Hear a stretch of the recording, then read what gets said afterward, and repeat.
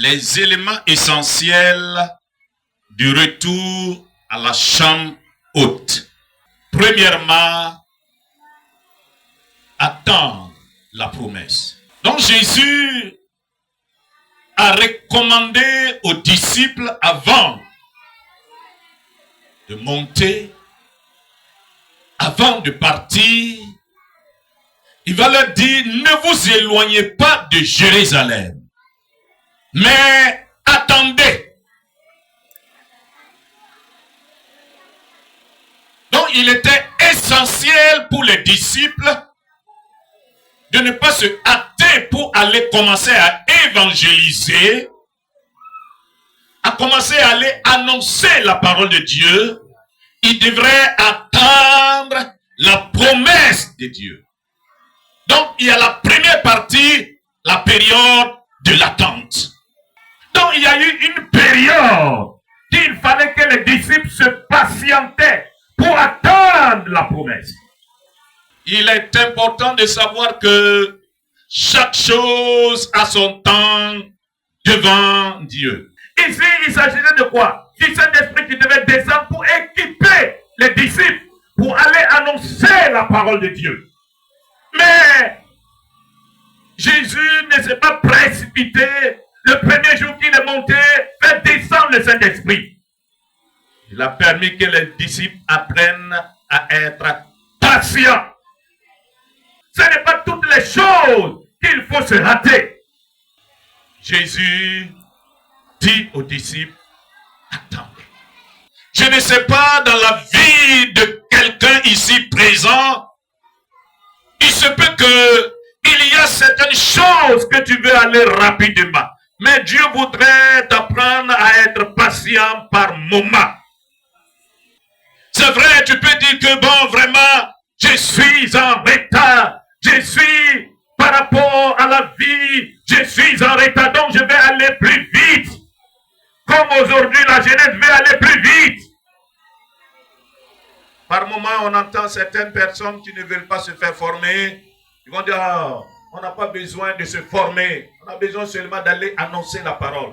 Mais ici, c'est Jésus lui-même qui dit aux disciples, non, ne tombez pas dans cette erreur, mais attendez. Pendant cette période d'attente, souvent il y a beaucoup de choses qui se passent. La moquerie des gens. N'avez pas vu? Le maître est parti. Vous faites quoi ici? Vous êtes en train de crier, crier, crier. Vous faites quoi? Le maître est déjà parti. Déjà personne peut se moquer de nous. Dire, oh, toi, tu ne seras rien. Qu'est-ce que tu vas devenir dans la vie? Tu ne pourras rien devenir. Mais le temps de Dieu n'avait pas encore sonné. Et les disciples devraient se patienter pour attendre jusqu'à 10 jours. Deuxième élément essentiel, c'est la prière. Mais aujourd'hui, les chrétiens n'aiment plus prier. C'est facile de chanter 2 heures de temps, 3 heures de temps, il n'y aura pas de problème. Mais quand vous allez commencer à prier 30 minutes, tu vas voir que il y aura certains qui vont commencer à faire la navette.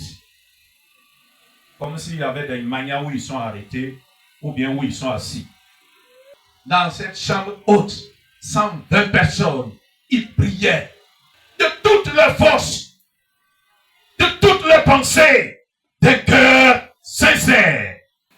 Si nous voulons voir à nouveau le Saint-Esprit de Dieu se manifester par sa main puissante dans nos vies, il est important que nous persévérons dans la prière. Mais Pierre, de même que Jean dit, nous n'avons ni or ni argent pour te donner. Je voudrais te poser la question ce matin. Qu'est-ce que tu as pour donner à ta société? Si tu n'as ni argent ni or, quand même tu puisses avoir l'onction. Tu puisses avoir quelque chose pour donner à ta société. Mais qu'est-ce que tu as? Tu es là, tu dis, on ne me respecte pas. On ne me fait pas ceci. Mais on va te respecter pourquoi? Est-ce qu'en tant qu'Église de Jésus-Christ, nous pouvons revenir à la base, c'est-à-dire sincèrement nous unir pour prier, élever nos voix quand un frère, une sœur a une situation qui est de commun accord, nous élevons nos voix vers le Seigneur. Et nous verrons que des miracles, des prodiges se feront. Nous verrons que nos frères et sœurs seront délivrés. Nous verrons que des situations trouveront des solutions et la gloire reviendra au Seigneur.